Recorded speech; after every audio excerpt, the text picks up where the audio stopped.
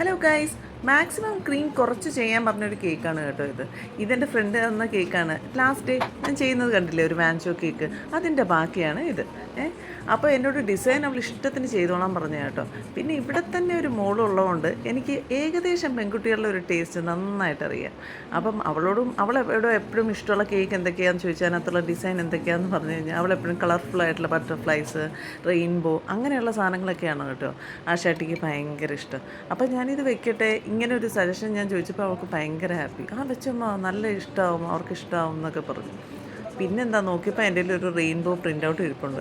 അതങ്ങ് കട്ട് ചെയ്തങ്ങ് വെച്ച് കൊടുത്തു കേട്ടോ. അത് വെച്ചപ്പോൾ ഭയങ്കര ഭംഗിയാണ് ആ കേക്കിൽ.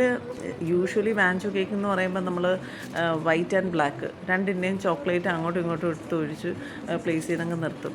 അതൊരു പ്രത്യേക ഭംഗി തന്നെയാണ്. പക്ഷേ അതിനകത്ത് ഈ കളേഴ്സും കൂടി വന്നപ്പോൾ ഉണ്ടല്ലോ, അതിലേറെ ഭംഗിയാണ്. റെയിൻബോയും കൂടി ആദ്യം വെച്ച് കഴിഞ്ഞാൽ, ഞാൻ ആദ്യമായിട്ടാണ് കേട്ടോ ഈ വാൻചോ കേക്കിൽ ഇങ്ങനെ ഒരു ഡിസൈൻ കൊടുക്കുന്നത്. പക്ഷേ ഇതിങ്ങനെ കൊടുത്തപ്പോൾ ഒരു ഭംഗിയുണ്ട് കേട്ടോ. സാധാരണയുള്ള വൈറ്റ് ആൻഡ് ബ്ലാക്ക് അല്ലാതെ കളേഴ്സ് ഇങ്ങനെ ബ്ലൂവും പിങ്കും ആയിട്ടുള്ള കുറച്ച് ബട്ടർഫ്ലൈസ് അവിടെ ഇവിടെയും പ്ലേസ് ചെയ്തും പിന്നെ ഒരു റെയിൻബോ ഒക്കെ വെച്ച് കഴിഞ്ഞപ്പം കേക്കിൻ്റെ ലുക്ക് ആപ്പാടെ മാറി. ഇഷ്ടപ്പെട്ടവരൊന്ന് ലൈക്ക് ചെയ്യണേ, അതുപോലെ സപ്പോർട്ടും ചെയ്യണേ. Bye bye.